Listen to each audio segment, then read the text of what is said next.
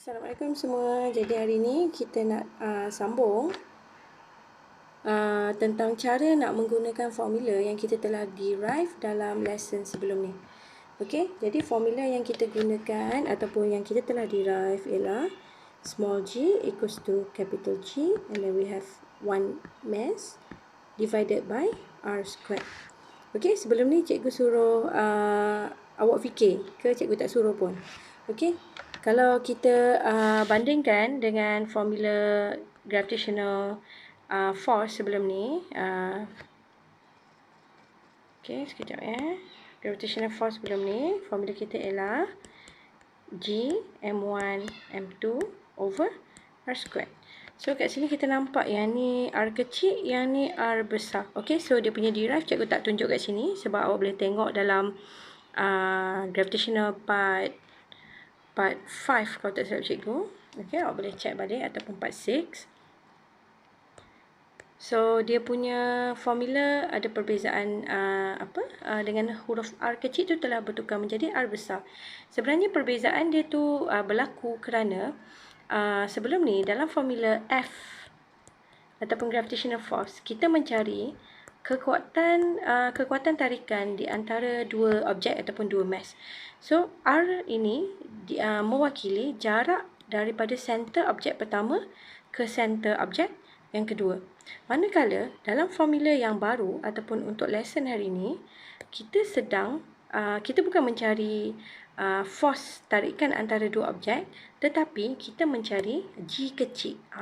Kalau awak ingat lagi, dalam lesson chapter 2, this small g represents the gravitational acceleration.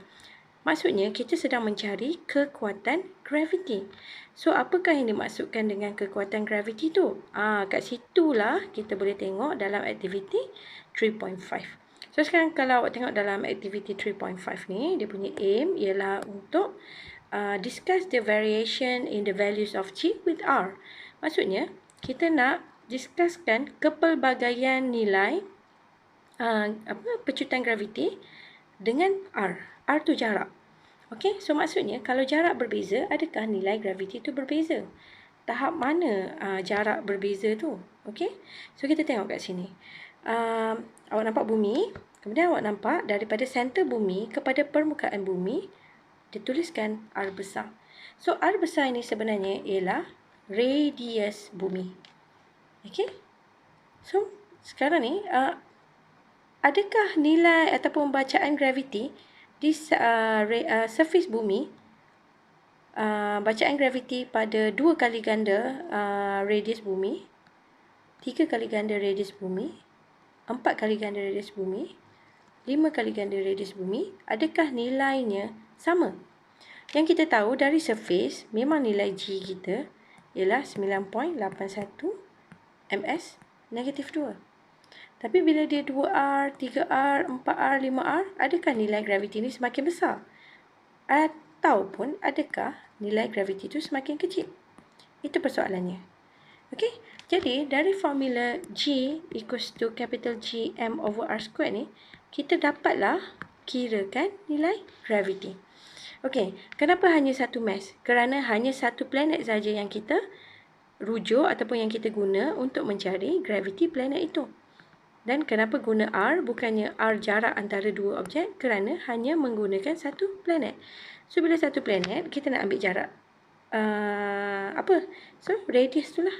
Okey, kalau dia berada jauh daripada ni, ini dipanggil 2 kali radius. Kalau 3 kali ganda, maka 3 kali radius. Itu sahaja.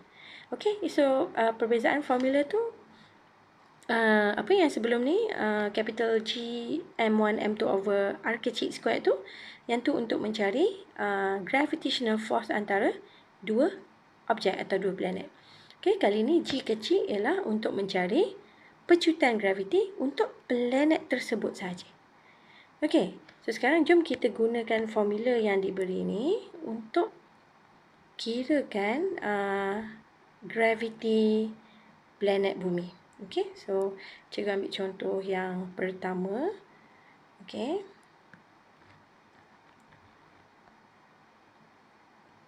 Okey. Dia suruh awak completekan table. Okey, sekejap .